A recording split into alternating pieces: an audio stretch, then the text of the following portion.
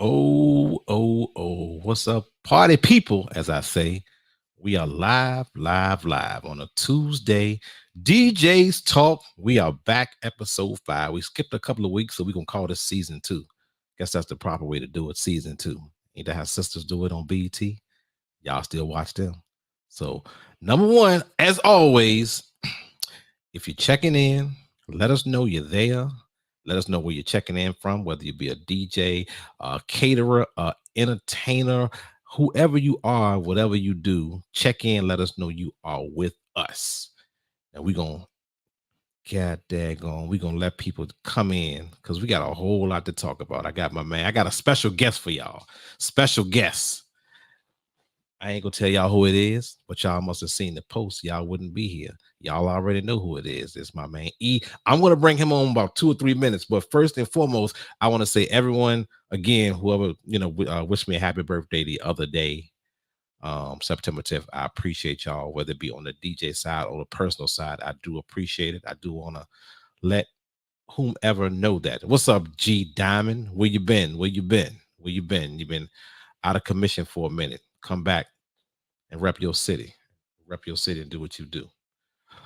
But every week I say the same thing. I'm not gonna foreplay it. We're not gonna ease into it. We're gonna go straight to the meat, straight to the bone and gristle, like a cookout on Sunday. That's how we're gonna do. So I'm gonna bring my man Eric Cunningham, my big brother. Good evening. Good evening. And I'm gonna first let him, because we got a lot to talk about. So I'm gonna let him tell you guys a little bit about himself from the rooter to the tour. Talk to him, E. Well, first of all, thank you for having me on. It's an honor to be with with the man. You say you're East End's favorite DJ, but I think you're Richmond's favorite DJ, in my opinion. Myself, Eric Cunningham, owner of Debonair Entertainment. DJ Debonair is my handle. Been a DJ for over 42 years. It's what I do. I love it. Well, I've been blessed to be doing this for a living. I love what I do, and that's all. Started in high school, and just here I am, just turned 60 and still doing this thing. So it's all good. One strong point, you said doing it for a living. There you go. That means you don't do anything else but DJ. This is it. So we got to stay busy. I mean, well, it makes sense, and I know you are making sense of it. Personal question: How do you feel DJing versus a 9 to 5? Talk to them about that. Had both. I've always been one that wanted to control my own destiny. So being my own boss has its perks. I don't have anyone telling me when to get up, when to go to an office. But I got to put in that work. So I get up and I do that. So it's not like just showing up to a gig. I'm putting in the work. I'm going out there trying to find the business and book the business and do the business. Okay. I know I like it. I'm not full time yet. I'm not. Gotta take that leap of faith, man. Gotta take that leap of faith. Yes. I'm a strong believer in really the American way is that you get out of it what you put into it. And if you work an hourly rate, then you're at somebody else's mercy, and you're strapped as far as what you can make. So if you brand yourself appropriately and you do the right things and you have good customer service, you do right by people, then there's some flowers to that seed.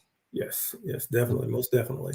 All right. Now, being that we have people starting to come in, I want you guys to, if you have any questions, go ahead and post them, because we're going to try to get all questions answered. I wanted to be more so a Q&A, whether it be DJs or whether it be clients, brides, grooms, caterers. It doesn't matter. Post your question so we will attempt to get them answered, because I have one of the number one professionals in the city, bar none.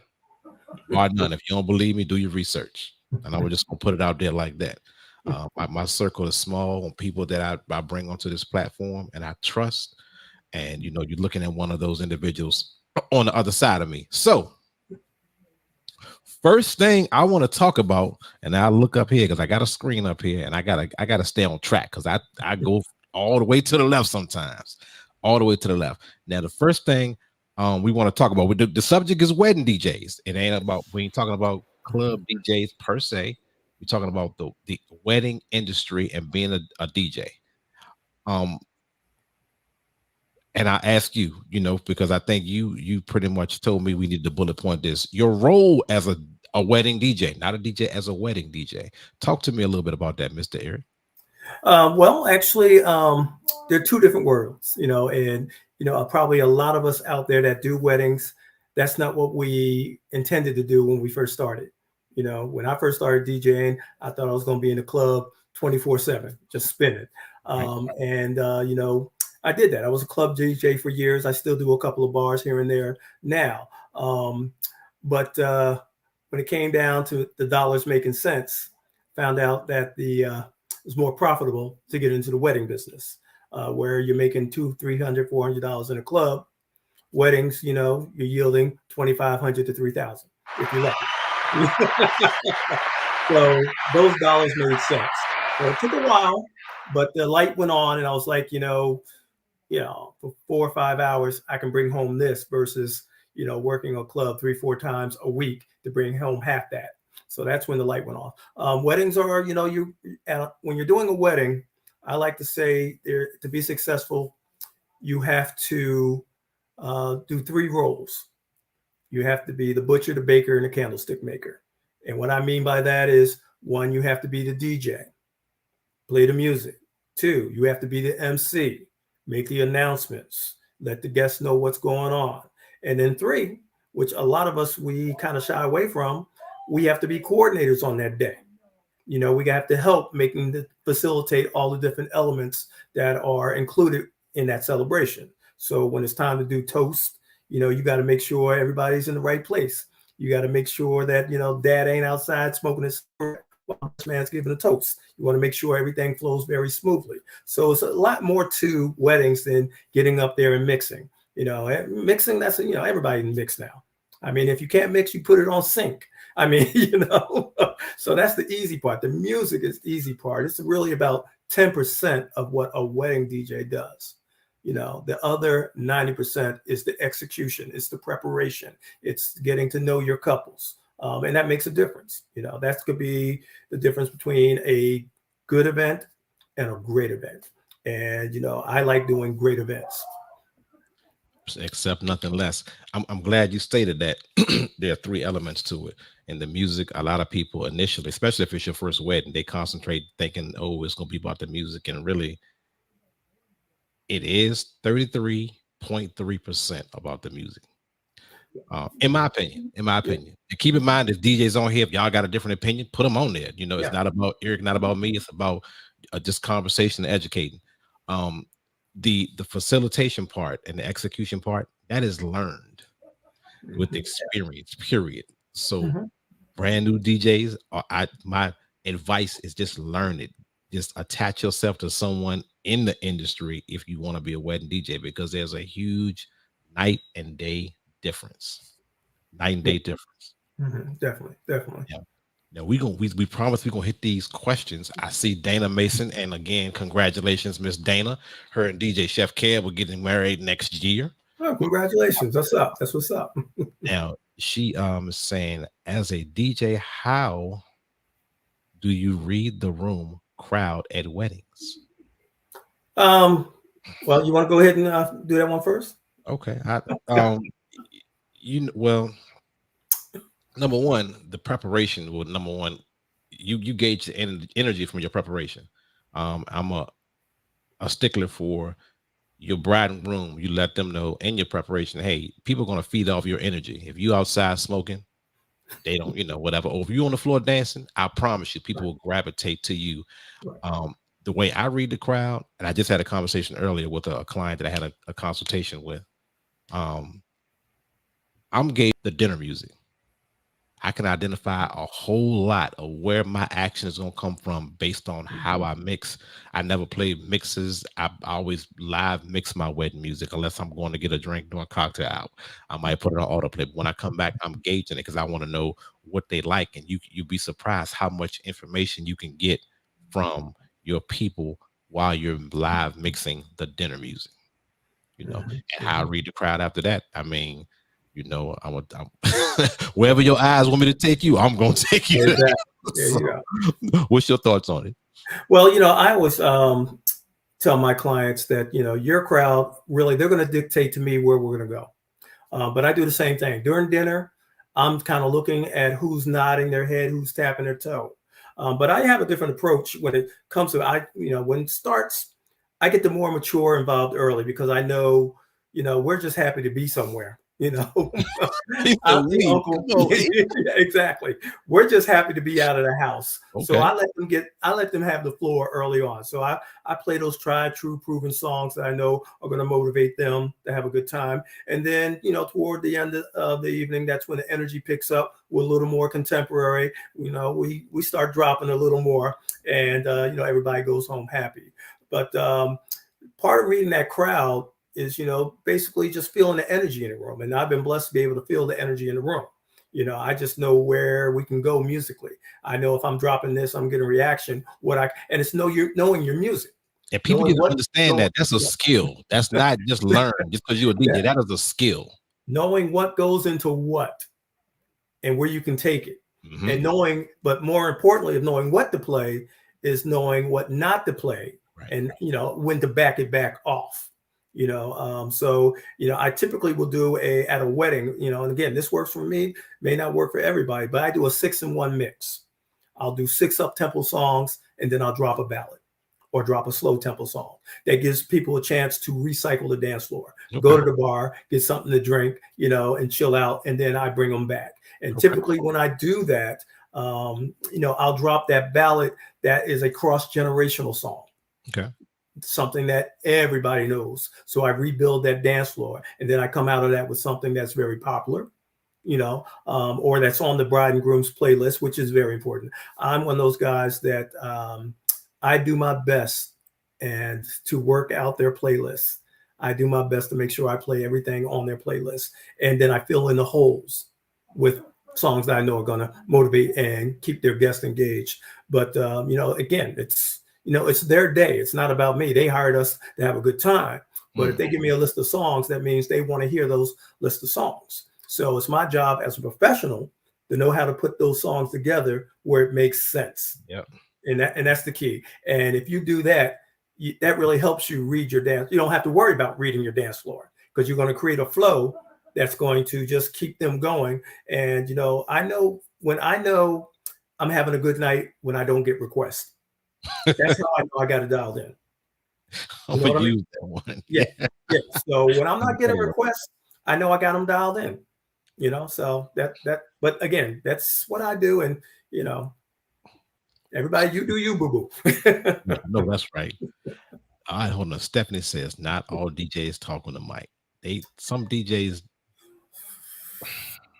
And that's, you know, that's a peeve of mine. That's one of the things I say. If you're not going to do the trifecta, you at least have to have the dual. You have to at least have MC skills as well as mixing skills. You know, there are top guys in this market, and I, you know a lot of them that won't talk on the mic. You know, so, you know, they'll do the mixing, and then we'll have to hire an MC to do the announcing. Right. You know, and I mean, we got some big names in the market. They won't touch a mic. All they're going to do is, you know, mix. And that's okay if that's your thing. If you're not comfortable on a mic, then that's fine. But if you really want to be successful and keep more coin in your pocket doing this thing, then, you know, you got to learn those MC skills. Well, and I think I've said on a previous podcast, you just have to create your product, you know. Correct. And if you create your product with an MC, always have an MC that you can, you know, and then price it appropriately, you know, however that formula works for you. But if that's your product, put that out there, but also be consistent, you know, when you're reproducing, especially if you're subcontracting stuff out. Right. And not, let's not confuse an MC with being a hype man at a wedding. Oh, right. Okay, got you. Right. At a wedding. It's 100%. Different. It's different. So if you hire somebody, if you don't speak on the mic and you have somebody that will do the announcements or, you know, will serve as the MC, it's a big difference. You know, club, hype man, wedding, master of ceremonies. And your boy, Sean says, DJ Showtime, by the way, aka DJ Showtime. Shout out to you, my brother. What up, Sean? When I get married, will you DJ mine? He has to be talking to you. He's talking to you. He's talking to you. Oh, he already knows. We got you. We got the queen in here. She said, not to mention everything that you have to do prior to the wedding. Correct. Yes, definitely. Preparation is key. Yep, that's one of my bullet points as far as planning goes. You want to touch on that real quick? Well, yeah, the plan. That's where it all starts. It's the planning, meeting with the clients, seeing that if you're a fit for them and if they're a fit for you. Oh, yes. Okay, because that's a two-way street. I tell a story years ago when I started this. I just took any wedding I could get, and I did a wedding for a couple that they were a goth wedding. I knew nothing about goth's lifestyle. That's black painted fingernails and wearing black all day. And they, had a wedding in the middle of at noon, in the middle of the, August. It was hot. Everybody's wearing black. That were the groom and bride's friends. The relatives didn't understand what was going on, and I wasn't comfortable with the music, so it was a disaster. And after that one, I, said, I'm not going to do any wedding that is not a fit for me, because that's going to affect my brand. And that's all you have at the end of the day is your brand. Right. Right. It's you're touching on a whole lot of points that are excellent points. Your planning starts when you first talk to your bride or groom. Mm-hmm. That first conversation, that's planning. It is a little bit of sales, but it's planning. And you'd be surprised how much people take away from your first conversation, the way you talk to them, the way you set the expectation from them as well as from yourself. Now, I'm steadily learning myself that every client is not for me. There you go. This is true. Steadily learn. I've started learning that a couple of years ago, but it's really, really, really getting into I'm bottling my clientele up. Reason being that because I want to be the perfect DJ for them. Mm-hmm. No matter, and I'm not talking about price. Price is like, and matter of fact, we go on there next. But price is secondary to what you really want to get out of your DJ. Because I might be we're two different. I can be a total opposite DJ from this person, but he might be a better fit for you for whatever reason that is. Exactly. So we have to be masters engaging if we are a correct fit for each other. And that's what we do here at my agency. I talk to the client first, and then I match them up with a DJ that best fits what they're looking for. So even if they call and ask for me, I do that Q&A and see what are your expectations, what is the overall experience you're looking for, and based on that initial conversation, that's when I recommend one of my DJs and say, okay, I think this DJ would be the best fit for you. And it's all about that fit. You have to match their expectations, match the personality they're looking for, and match the skill set that they're expecting. Right. Yeah, that's awesome. Awesome stuff. And we got my man DJ Casino, who actually just left here not too long ago, left the crib. He says, what if you play all good music and all they want to hear, but you have a bad crowd or you have bad crowd participation?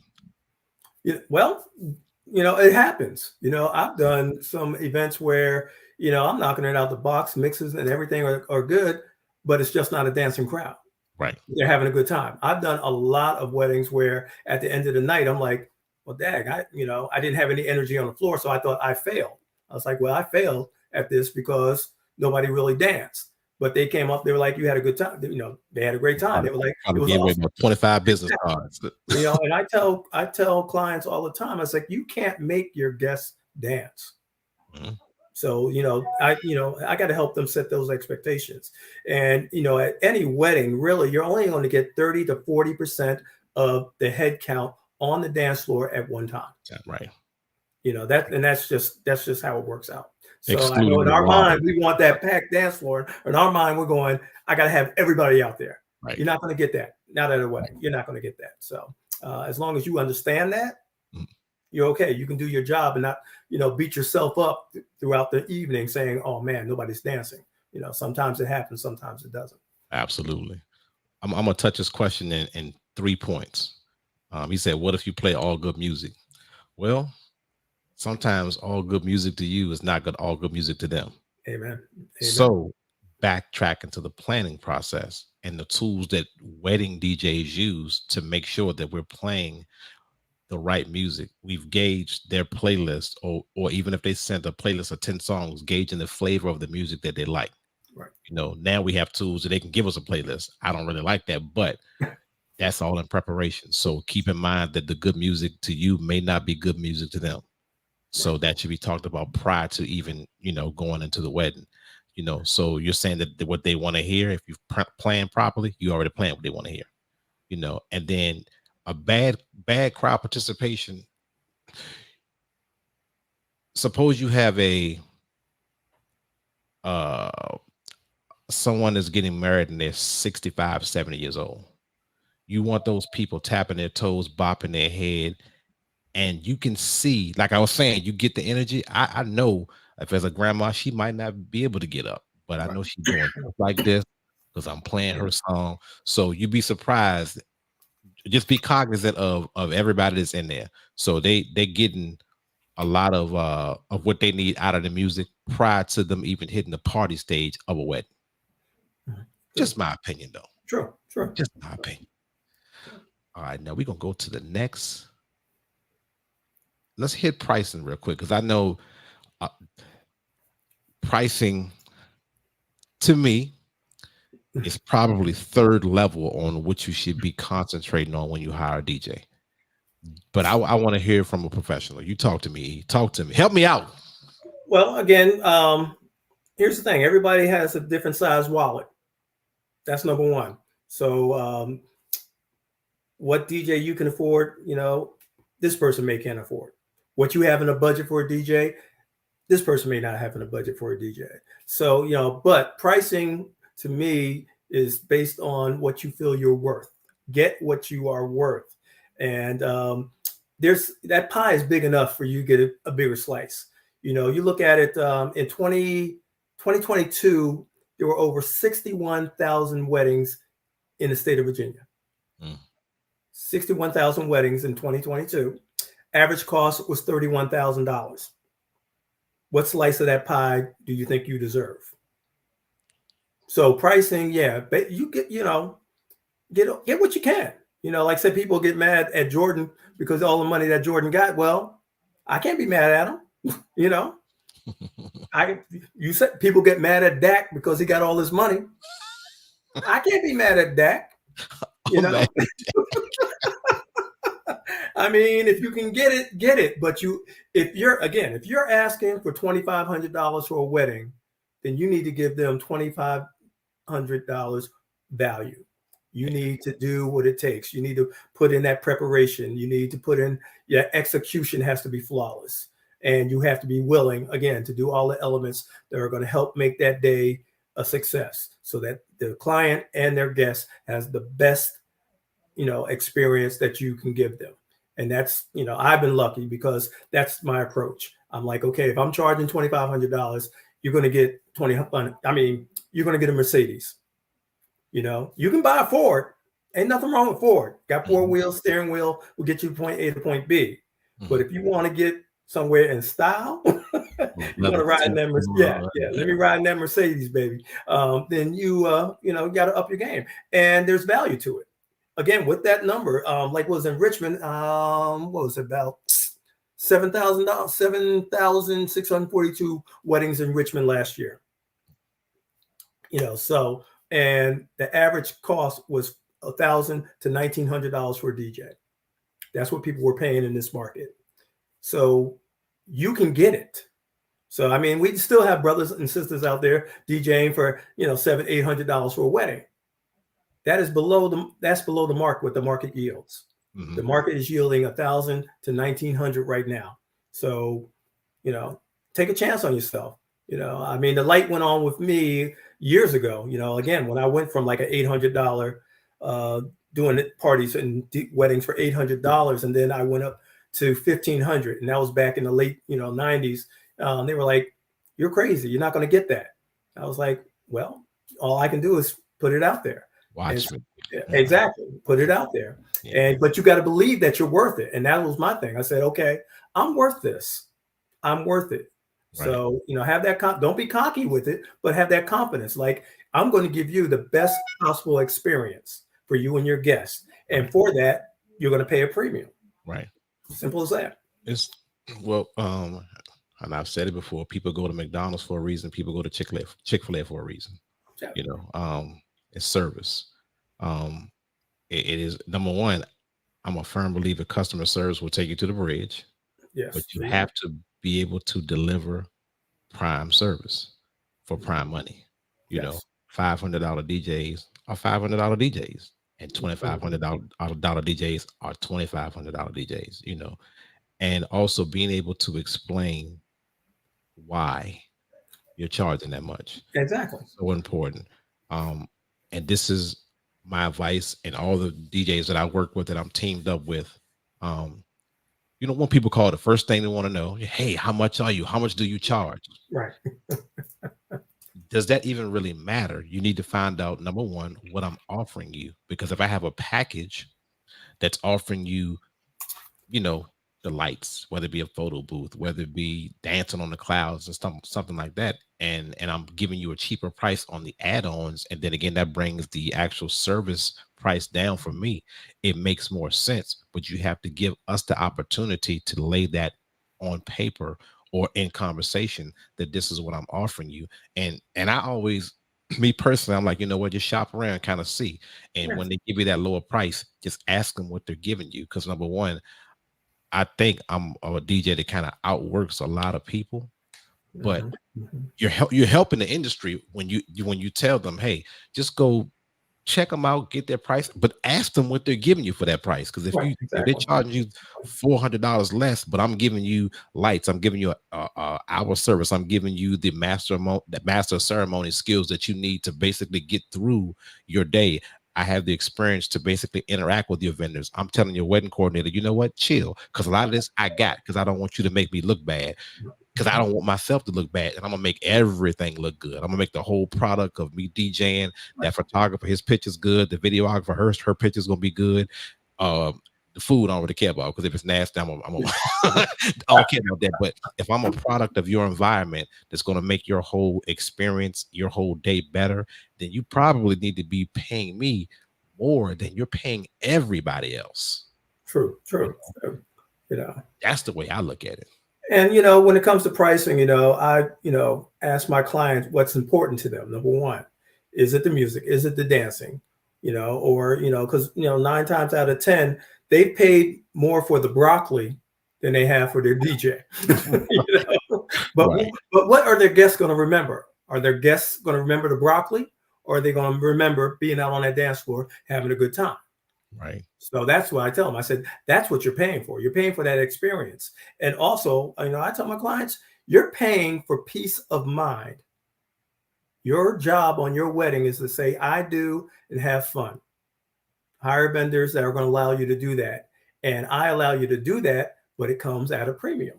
So, hey, that's what it is. But bottom line, at the end of the day, charge what you think you are worth, but don't sell yourself short. Right. And don't be afraid to say no. Thank you. Oh, I walk away from, low ballers all the time. I mean, but, because I know there's a rate structure that I work within. There's a rate integrity that I want to maintain. And we pay for a whole lot of stuff that people don't know we pay for to make the day successful. I'm not talking about the value of equipment, but I'm talking about things that make our process work. Exactly. You want to make sure you have the reliable equipment. Like, for instance, today, a new Sennheiser microphone showed up on my doorstep, and my wife's like, "So, how much was that?" Like, still out there? You want to see what a $500 microphone looks like? No, not really. Yeah, and I'm looking at. I ain't gonna even post it on the screen. I'm looking at. It was a post that was up a long time ago. It says what a DJ really does. It says initial meeting with couple 2 to 4 hours, preparation of music and announcements 2 to 3 hours, rehearsal and final meeting 1 to 4 hours. Those times are extreme, but load up and travel. So that's load in, execution, and then load out. And the actual wedding party or the wedding, at the actual wedding, whether it be a ceremony, cocktail hour, and the wedding, and it says pack up and load out, travel home. So it's total up as about 23 hours, which is extreme. Yeah, right. Yeah, I do about 12 to 14 hours on every wedding preparation and execution. So, you know, you look at it that way.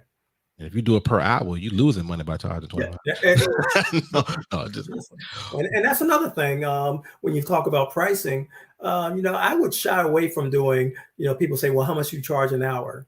I don't charge by the hour. I charge by the event. And that just like, here's my price. You don't have to, you know, because if you do it by the hour, if I broke it down by an hour, I'm like, oh no, you know, oh no, I'm not paying $500 an hour, you know, no. So do it by the package. It's a little more palatable to the clients. Now, when you do that, do you hold them to a start time and a finish time?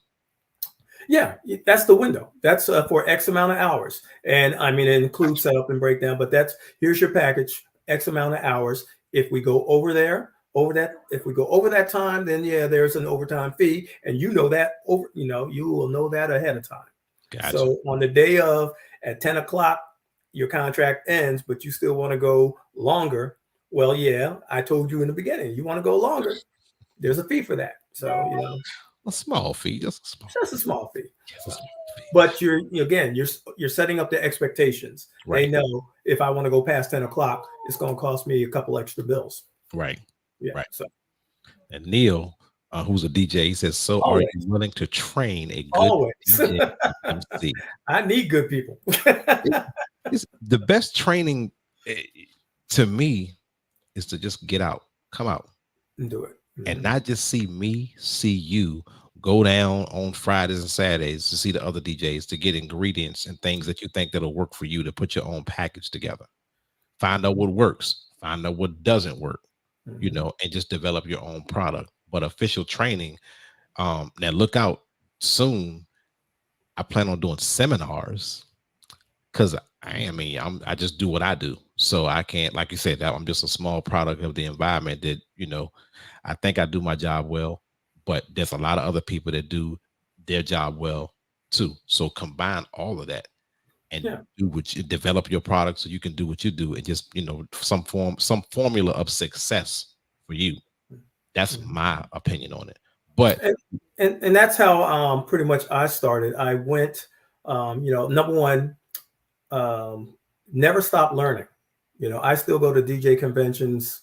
And I learned something at every DJ convention. Now, do I buy into everything everybody, you know, is preaching? No, but I can take something away, incorporate it into what I do, and make it work for me.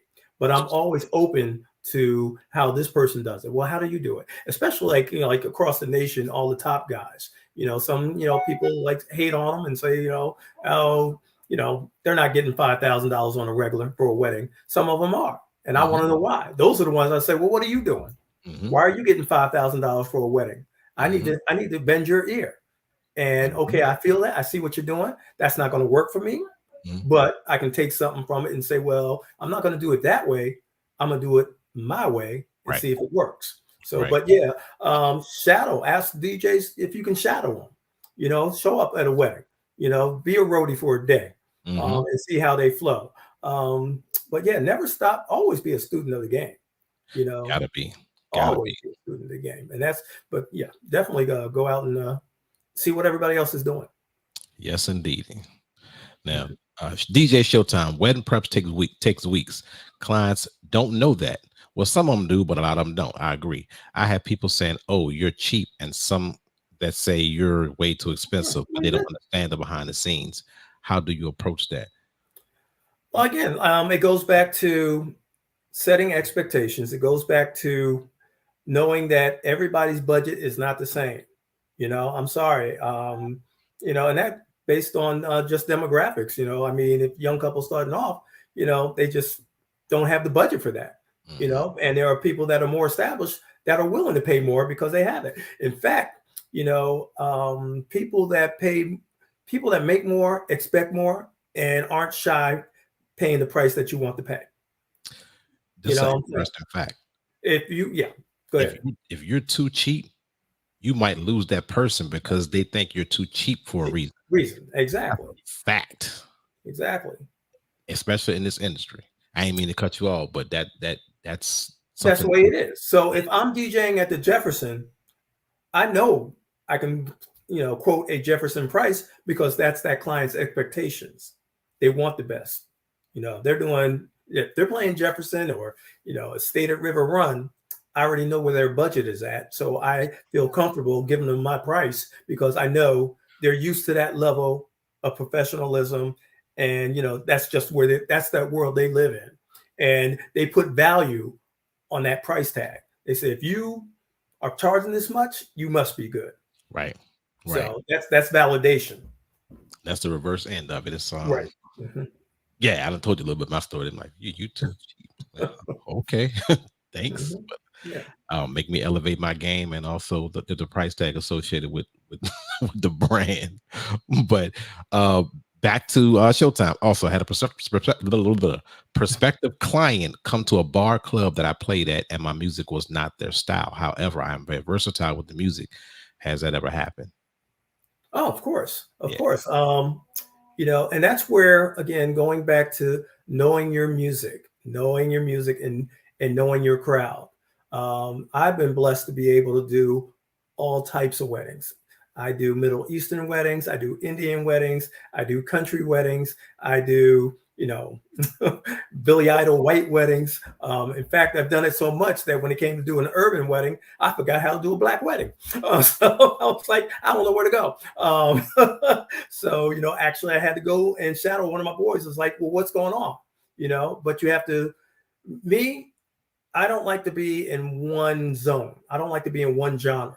I like to be able to be flexible enough to do any type of wedding. So if you come to me, I want to be able to say, hey, I can do your wedding, but then I do my homework. If I'm doing a Middle Eastern wedding, I'm doing my homework. I'm finding out what songs are banger. I'm finding out what's going on in their culture. What type of ceremonies are we going to incorporate, within that, reception or the ceremony. And actually that helps add credibility when you're talking to that client. So if I'm talking to like an Indian client or a Asian client, I'm asking, okay, are we going to do a tea ceremony? And they're like, oh, you know about that? Yes, I do. Jewish wedding. Are you going to do the hora?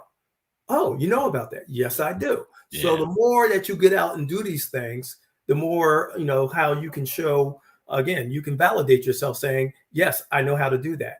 But you got to be willing to do it. I know guys that, they stay in their comfort zone. That wedding's not for me. I don't want to do it because they tell themselves, well, I don't want to mess it up.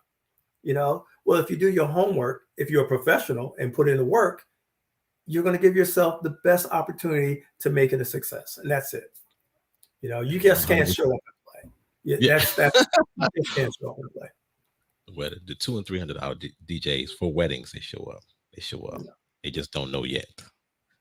Not yet. But Sean says, what platform have you found to be the best to reach prospective clients? For me, again, I've been blessed. I am 80% of my referrals, 80% of my leads are referrals from previous clients. They are from vendors, photographers, and wedding planners, and they come from the venues. So I'm lucky. I don't do a heck of a whole lot of marketing, which, I really, really should. I do a lot of grassroots stuff. I do go around to venues and talk to wedding planners and ask them, hey, you got any clients that need our services, that route. But for the most part, it's been word of mouth. And that word of mouth has been based on excellent, events. And I use Wedding Wire. I mean, my reviews on Wedding Wire, they work for me. People go out there and like, okay, I see, you got 5 stars across the board. It's for a reason. And then when they read the reviews and, again, being blessed with reviews that aren't just music focused, they're talking about he went above and beyond. I had one couple that said, he would check on us more than the wedding planner checked on us, see if we needed anything. And they were like, that's not his job, but that's me. I'm there for the full experience. I want to make sure everybody in that room feels like they're a part of that celebration and that bride and groom knows I am there for them. I'm not there for me just to play music that I want to hear. I'm there to help them make their success. So right. Yeah, it's I don't think there's one platform that you can attack that you'll get, a lot of leads from that you can kind of depend on to create a lifestyle, with the exception of you. yeah. Because You are your platform. yeah, if you're performing, for whether you be at a, the club or the bar, or most importantly, whether you be at a wedding, weddings have between 75 and 250 people. Mm-hmm. True. So, and somebody out there knows somebody out there that's getting married, having a party, and just the way you perform, and then going back to how you display your versatility, then on your own platform, word of mouth is great, but you are your own catalyst for your business. Period. You are your brand. Mm-hmm. That's very important to know. You are your brand, and you have to know how to project that brand and protect that brand. Again, like I said, like talking with Showtime, we play at the same clubs, and people, if we're doing our job right, people having a good time, they're like, yo, I want that brother. He's rocking it. I want that same energy he's bringing here at the club. I want at my wedding. Right. Well, you can get that. You can get that. You can get it. Yeah, you can get it. So it's going to cost you, but you can get it. So you'll get it. Okay. Neil says, is there a way to get most of the professionals in the market to price accordingly and stop undercutting? No. Yeah. No. We've been preaching this. Again, I've been in this market for over 30 years, and I still cannot get everybody get on the same page to see the same, to see that value. And that's because you're not going to have DJs that are comfortable charging over a certain amount.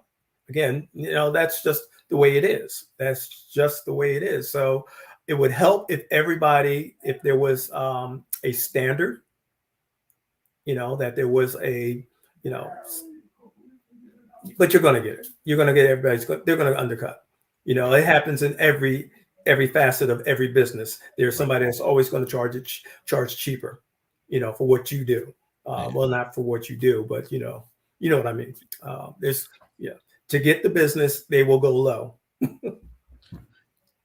Yeah, it damn sure happens. And I've talked about it before. You don't know what someone's personal financial situation is. This is true. From zero to anything.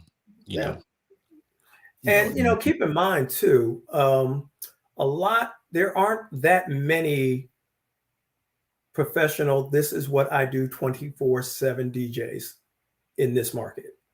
I don't call them hobbyists, but there are a lot of DJs that have primary jobs and DJing is their second job. I don't call it a hustle. It's just the way it is. It's like, here's my bread and butter, but I can supplement my main income by DJing. And I don't knock you. Your hustle is your hustle, but they don't have to make $2,500 on a wedding because they get a regular paycheck. So the DJing is just like a little cherry on top of their paycheck, if you know what I mean. So they don't feel they have to charge full rate because I already got a full-time job. This is side money. This is my vacation money. For me, this is keeping my lights on money. I think people touched on that on the first podcast we had, because you have to be good. You have to be good, and it's if you're gonna go full time, it has to be your business, and you have to conduct business to gain more business. Correct. No business, no sales, no marketing. You can't just dive and say I'm a full-time DJ. Is not happening. If you're that good, congratulations. But we talk levels, and there's just so many levels to what we do. Period.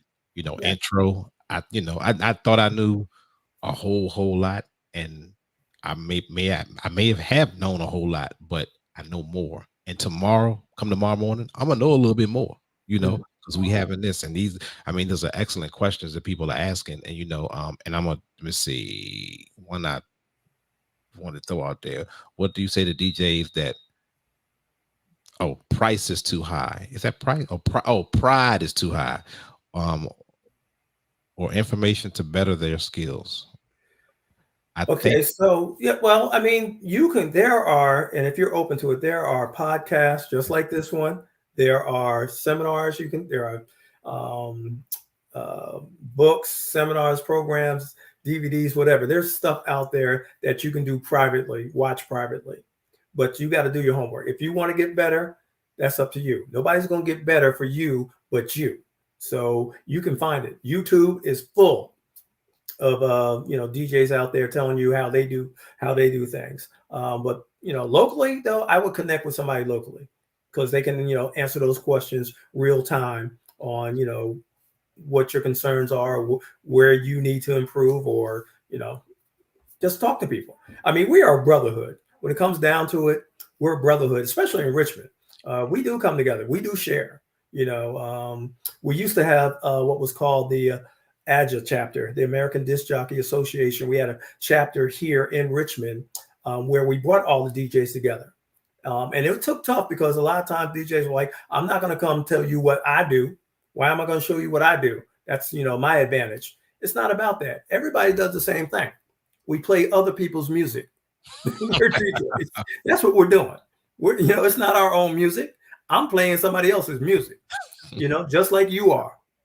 Am I right? 100%. So we may do it in different ways. We may put I can give you a song list of 20 songs, and you and I will not put those 20 songs together the same way. Mm-hmm. But talking about what 20 songs are out there to put together, right? That benefits as well. Exactly. Facts. That's facts. So, all right, now we're gonna go to. I want to go talk about presentation. As far as when we go into, I guess, wedding DJs and the pricing, your presentation has to be on point. I'm a big fan of hiding wires. I don't like nobody to see my stuff. Okay. Yeah. I want everything to be clean. I don't want I want to use my words correctly because I don't want to do it to offend anyone. No, yeah. But when you diving into this wedding market and a certain clientele and a certain price point that you expect, you have to make sure that your stuff is clean. Yes. Clean. Yeah. I mean, dressed appropriately groomed, just groomed, Yeah. Mm-hmm. That's my take on it. You tell me, what do you do? What do you wear when So yeah, presentation, your appearance is very important to me, especially, again, that's part of why, I can charge what I charge, because you're going to get a very nice product. You're going to get a very clean look. Like I said, I have different systems for different types of events. I have a system I bring out to a club, and then I have a system I bring out to a wedding. That's very sleek. Cable management is important. If you're using speaker stands, speaker stand covers, so everything looks clean. A facade, doesn't have to be an expensive one, but you should have some type of facade to help cover up your equipment. Now, I know some of us like to flex, including myself, and have like the controller or the turntables out so guests can see them, because it's like, hey, I'm rocking out on 12s. I'm a real DJ. I got 12s.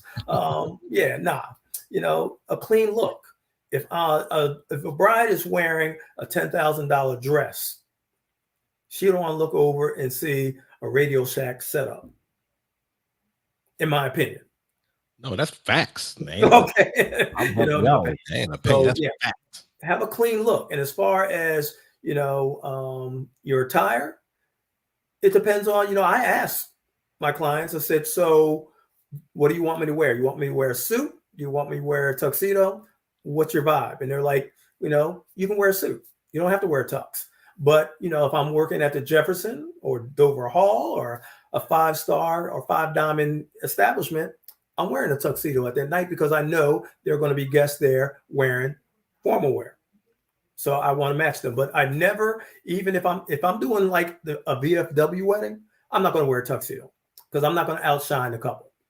I want them to feel comfortable. It's not about me.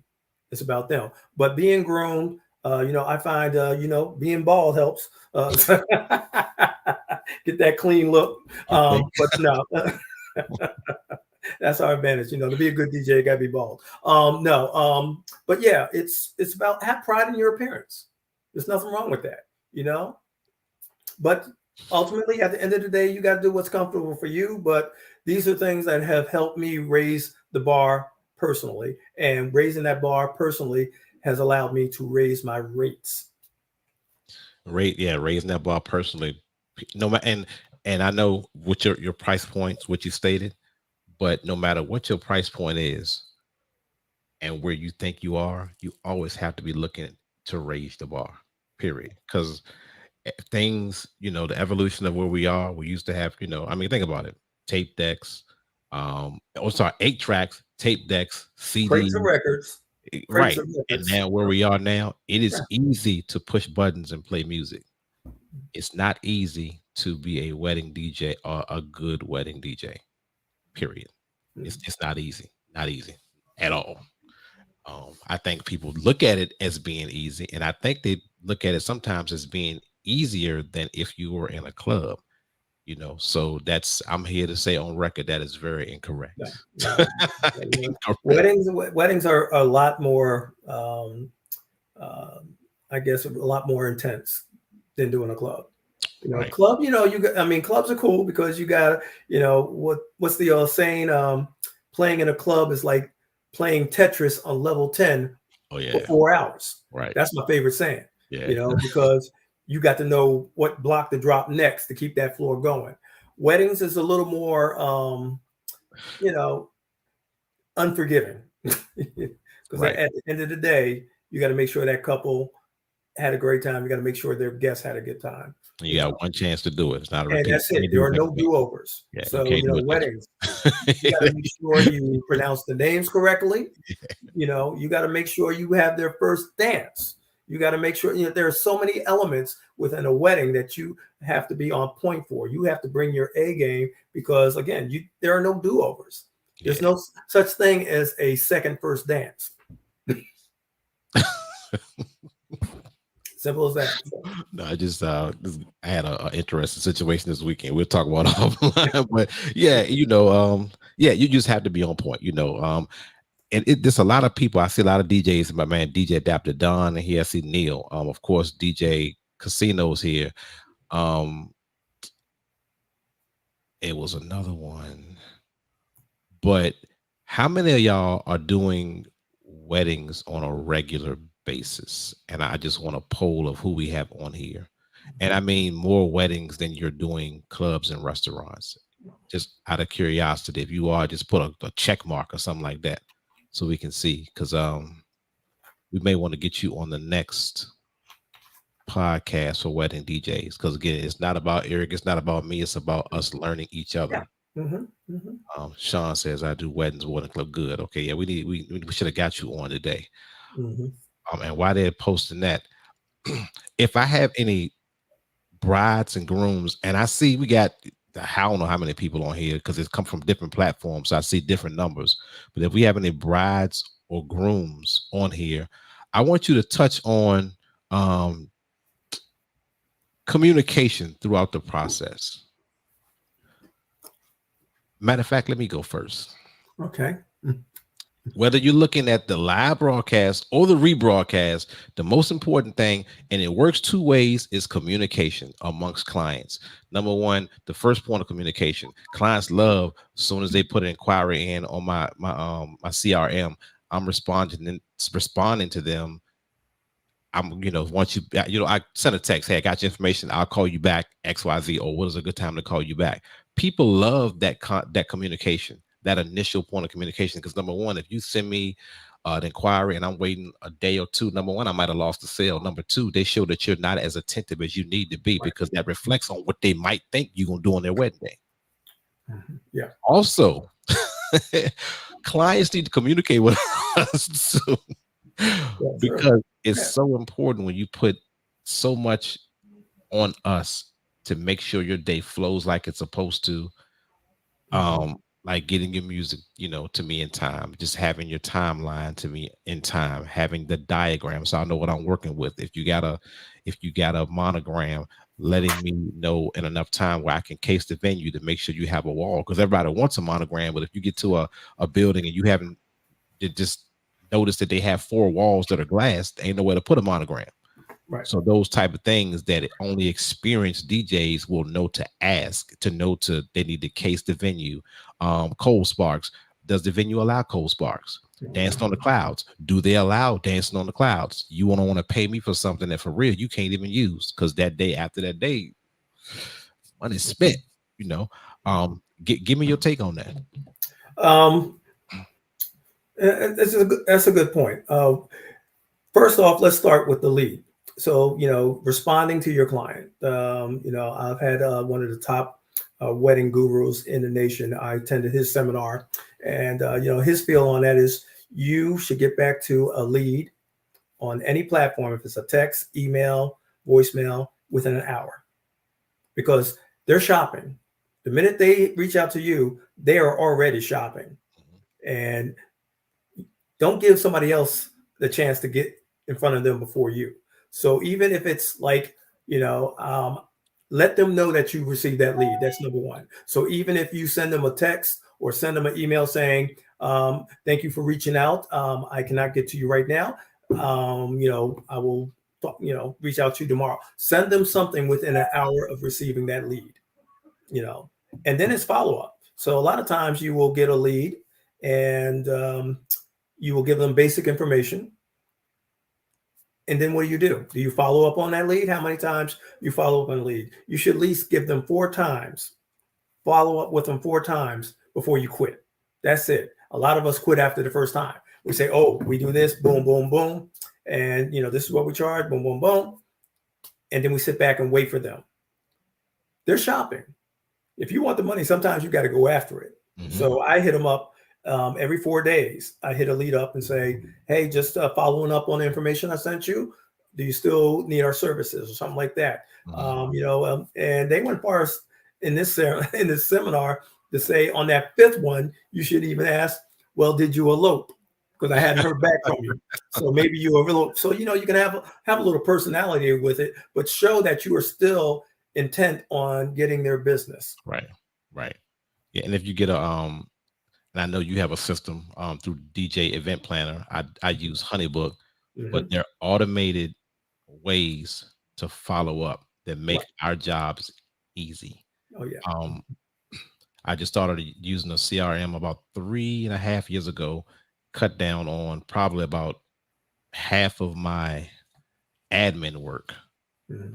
man-hour admin work, because I still do it, just to make sure everything's in order. But the automated things, and people appreciate that. Now people can do things on their phone. They can book it on your phone, pay on your phone, set we have programs they can basically plan their wedding on their phone. Right. Right. So making things a lot easier. But as far as follow-up, like you said, that's sales 101. Right. They may be busy. They're just starting the process. They may be new to the process. They may be expecting, or someone might be paying for it that they had to get in contact with them that they haven't gotten back to them yet. All of those things are factors, but follow up is have a system to follow up. Even if you write it down on a calendar, follow up. That's sales. Exactly. You have to be a go-getter if you want to get it. Yes, I like that. Mm-hmm. Yes. Now, DJ Showtime, you should be ashamed of yourself for asking. He's just helping us out, man. He should be ashamed of himself for asking this question. I don't care what level you on, if you're doing a party, if you're doing a cookout, if you're doing a wedding, if you're DJing for, well, I ain't gonna say auntie in the backyard. If you're running a DJ business, a DJ business, you need to have some way to secure. They need to secure your services with a deposit. Now they have to do the research, because number one, and I saw this earlier, there are scams out there. Mm-hmm. Even on the wedding sites. I didn't know that, but that's a good scam to get somebody, hey, to put something together saying I'm this, I'm that, get a deposit and just buck on it. That's free money. But again, clients, do your research. But DJs, entertainers, not just DJs, you have to get a deposit to retain your services or to lock that date. You need to get something on paper. I'm sorry. I don't care if it's an invoice. I would say go out, and there are templates out there, free templates that you can download for DJs. But get something signed and get a deposit, non-refundable deposit. So if something goes haywire, now if there's an act of God or something like that and gets canceled, or that's fine. You can use it at your discretion. Like there's been times where I have refunded a deposit because something happened. Right. But that's for the most part, though. I mean, things happen. Again, there you go. No deposit, no booking. I got an animal in my corner. Exactly. It is not a definite book date until I receive signed contract and a deposit. Once I have both of those things, then it goes on the books. I mean, because I've had people send a deposit and won't send back the contract. I said, no, I need the contract. And I have people that send back the contract and that deposit. I was like, thank you for the contract, but we need a deposit to make this happen. Right. Then I do have where, say for instance, somebody, but well, it's crazy because I got bookings for 2025 already. I do put a window where if something happens, I'm gonna get the date covered. Now if it's within like 120 days, that's a different conversation. But I do have something that says, you know what, I needed to secure the date and know that you're serious, and I need to put that on my calendar. However, in the event something happens, you might break up with your boyfriend, girlfriend, whatever. I do try to transfer the deposit because I'm like, look, you know what, have a party, was about to get married party, whatever the case is. But I do. I'm not a creep. I'm not a business creep. Because there's enough compensation out there, and most of the days the date will definitely get covered. There is nothing wrong with being a nice guy. Yeah. You can be a good businessman. And that's how I am. My, contract states that, so if we have an event coming up and in 3 months something happens, it's canceled, really my contract states that you are liable for the balance. Right. So, but, I could be that a-hole and say, yo, I'm sorry, things didn't work out. You still owe me $2,000, but I have, but, and let me tell you, the pandemic taught us a whole lot. Oh yeah. Okay. The pandemic hit. We had 40 dates on the books already that got canceled because of the shutdown. You know what I'm saying? So you had people who scramble. Now there were companies out there that were charging starting at $0 when the couples moved their date, to their first open opportunity. And you have people that would like, okay, we're starting the process all over. I didn't do that. I rolled the deposit over to that date. But again, what works for me may not work for you. Yeah. Well, in most cases, some people told me to keep the deposits, but I let it hold for. Yeah. I let the deposit credit hold for longer than I normally do because of the situation. Right. There's nothing wrong with being a nice guy. There's nothing wrong with it. I mean, it's the thing about it is, and like you said, it's word of mouth. Say, for instance, you do someone wrong, they're gonna tell somebody. They're gonna push the button on Facebook, and they're gonna say, with everything, because all the marketing you do can work in reverse.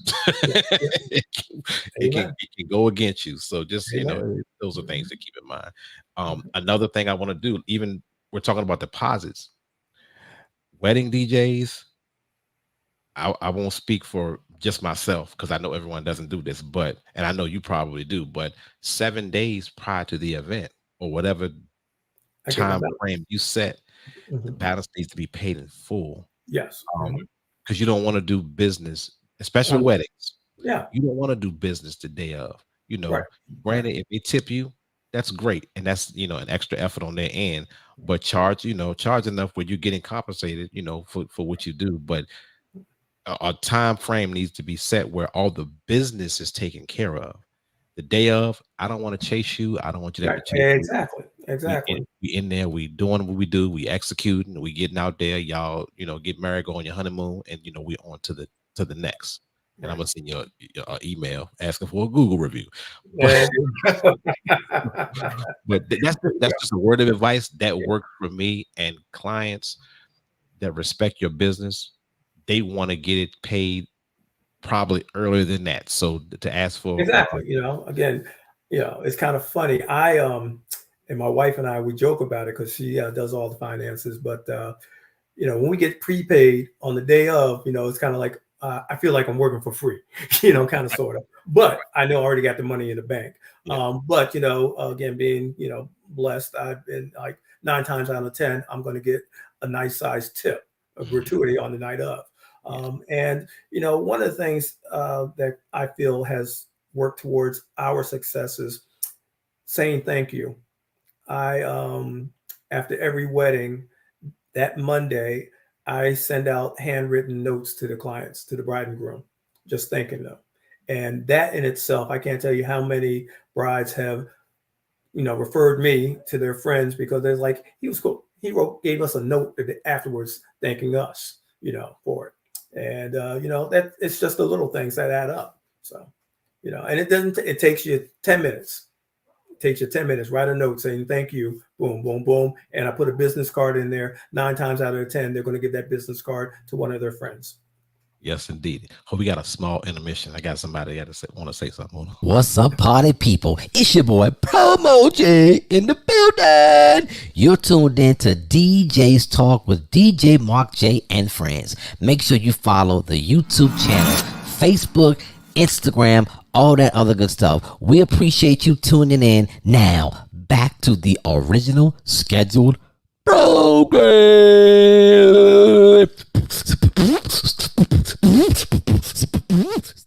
I had to let my man Promo J get in. I ain't let him get in last week, so I had to fit him in there somewhere. Marketing, baby. Marketing.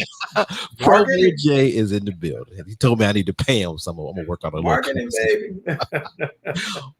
Now, let me see. One, Reggie Mack. What's up, DJ Mark? Of course, fellow DJs. It's definitely harder to DJ in the clubs.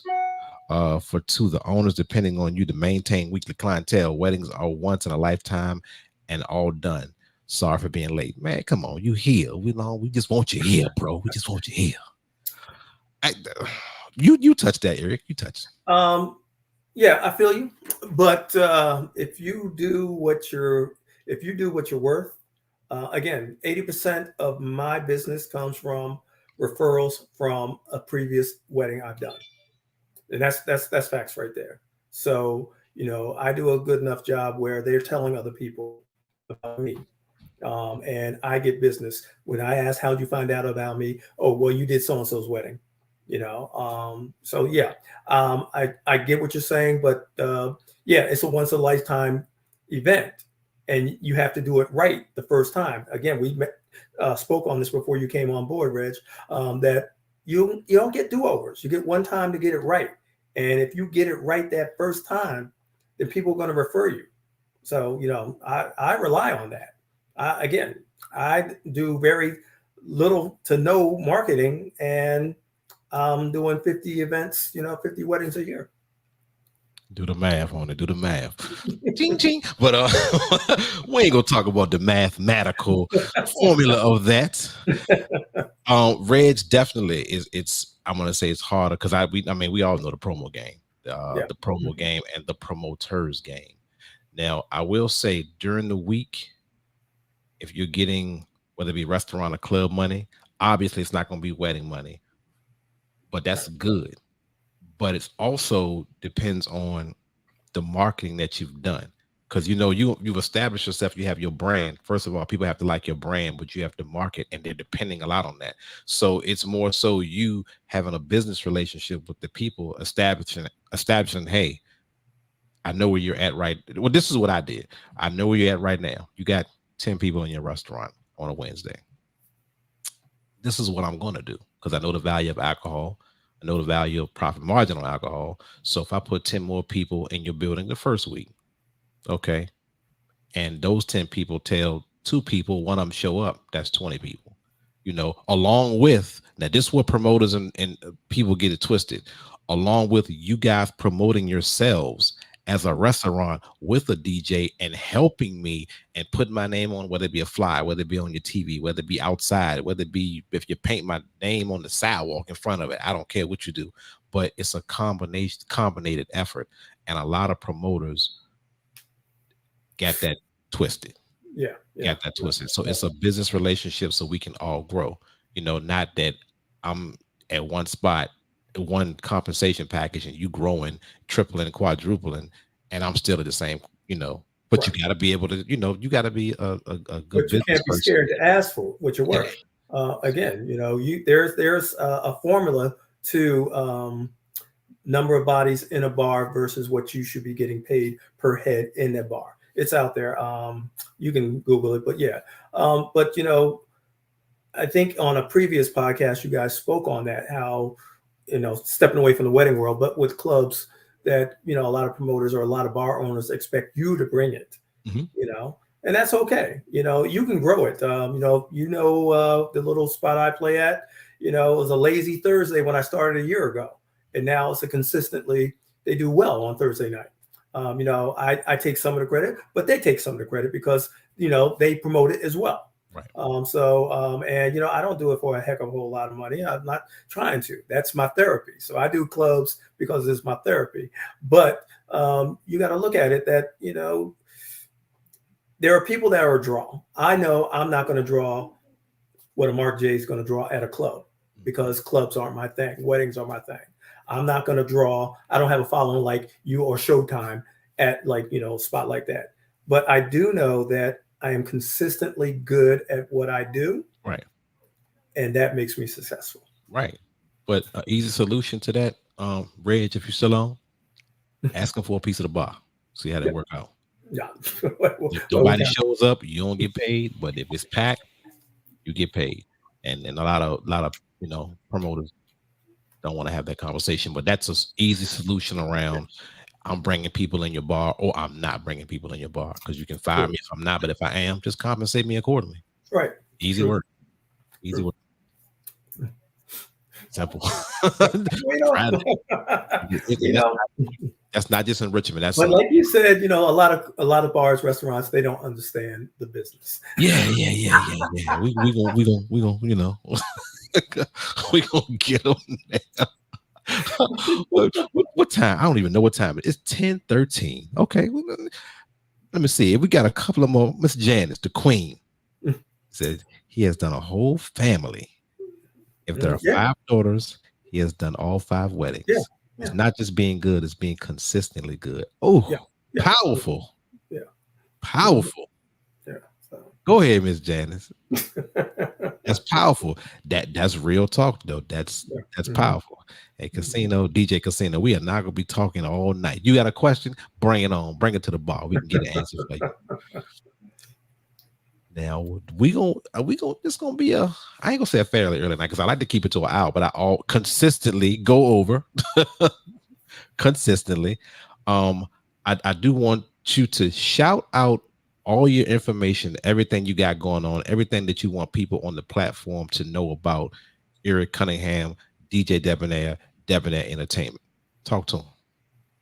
Well, again, like I said, we're just a small little company trying to do big things. Again, it's being consistently good, being consistent at what you do. And I know I can be better. And I'm going to ask everybody in the room, all the DJs in the room, what could you do now better tomorrow? How can you improve? What do you see?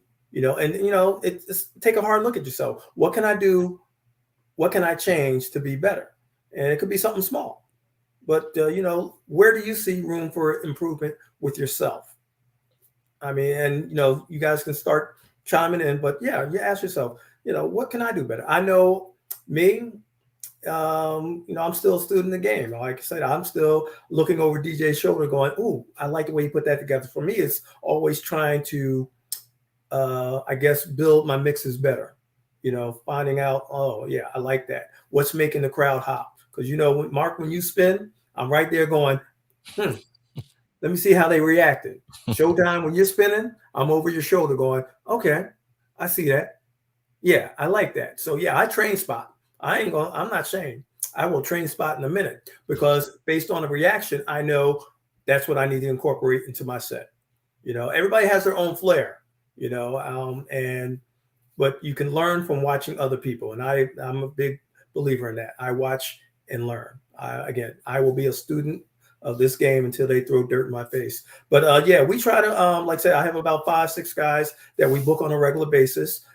Each one of them, you know, they get it. They know when you're out there representing the brand, it's not about you. It's about the client and what the client wants. And again, our goal is to make sure they have the best possible experience. But if, you know, you want to shadow me, if you don't want to talk one-on-one, grab coffee, you know, I'm open to it. You know, again, I've been doing this for over 42 years, but I don't know everything, but I know a little something because I've seen a little something. Easy. DJ Debonair has spoken. And Reggie's funny, man. He said, I've been DJing for 45 years. Okay, 3 years more than you, E. I've done hundreds of weddings. I totally agree that weddings provide an extra business. Crazy Marcus Jones, that I love the setup that you had. The last wedding last month, Reggie Mack was actually at a wedding. I think it was one of his family members. You know, I know Reg. That's my man. That's the uncle in the business. Yeah. So yeah, I know when that picture was taken. I was at that. That was that's right. I did post a picture. That's right. So just find a couple of good shoulders to lean on. What they talking about networking. I'm touching on that. Find a couple of good shoulders to lean on, and just always, like you said, look over somebody's shoulder. Look at the different way. Add to it. You know, if you like it. You know, or then again, as a reaction to what people are doing, just gauge what that reaction is. Can you incorporate that? Can you duplicate it? Do you want to duplicate it? Can you add to it? Can you make it better? You know, that's what the ticket is, you know. It's not even about the money.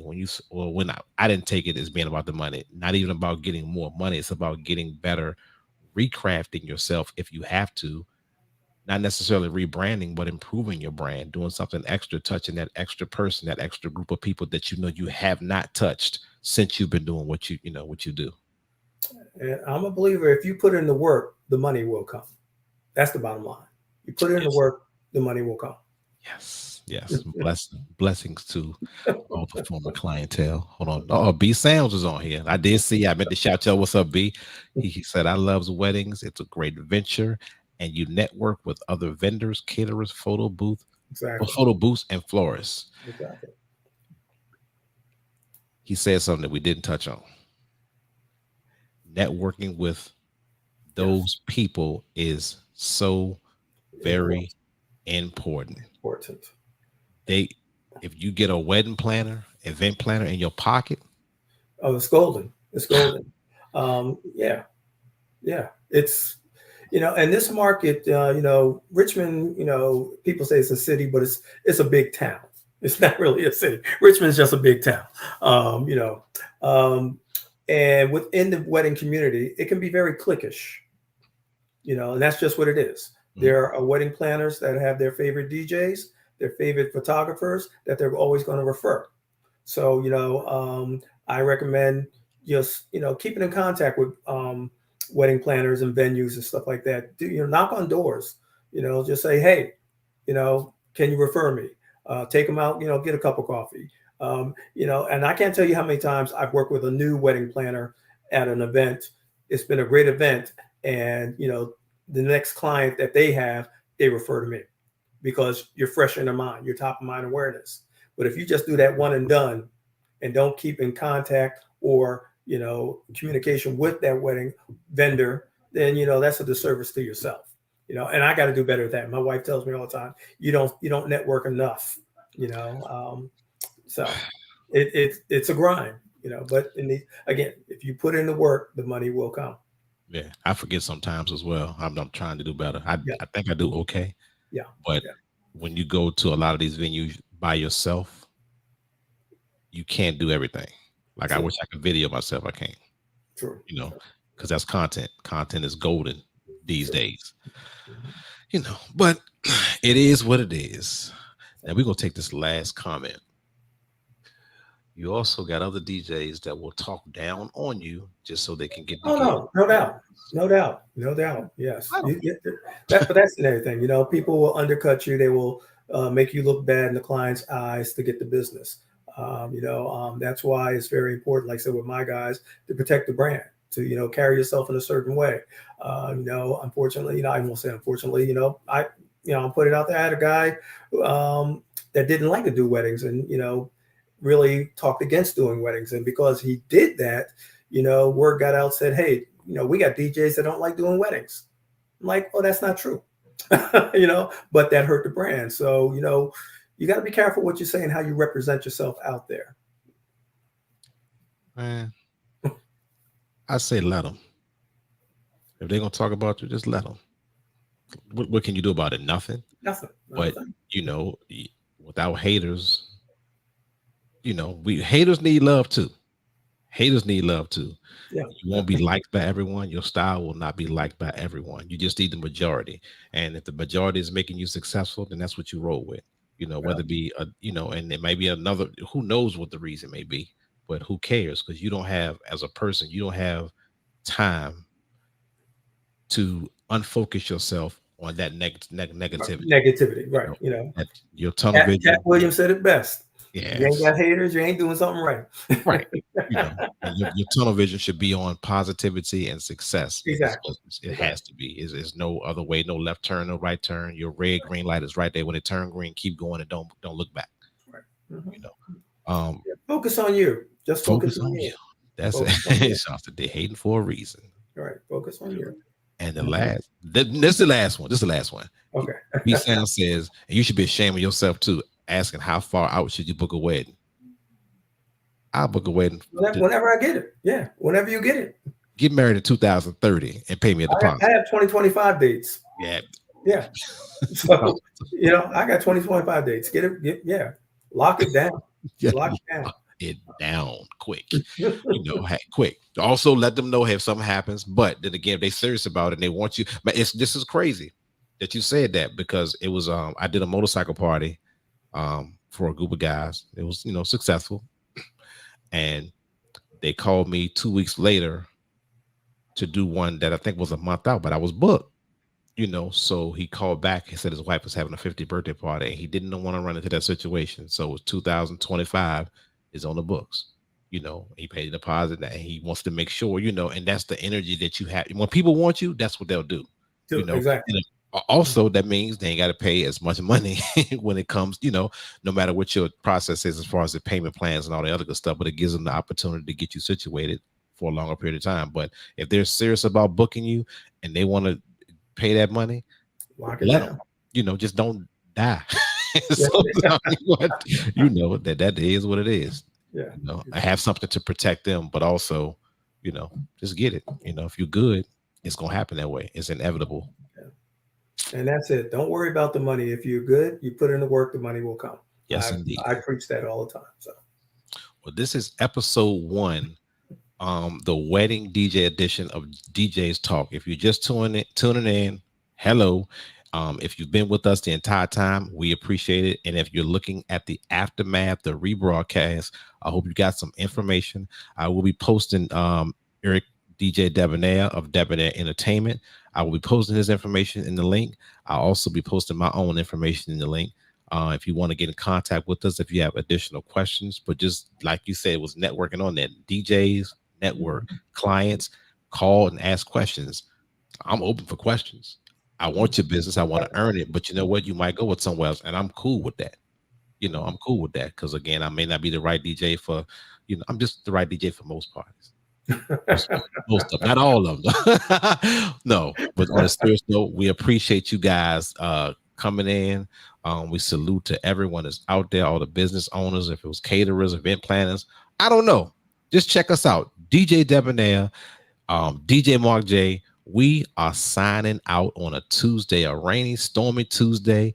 We will see y'all on the next episode next Tuesday, 9 p.m. We out of here. Bye, baby.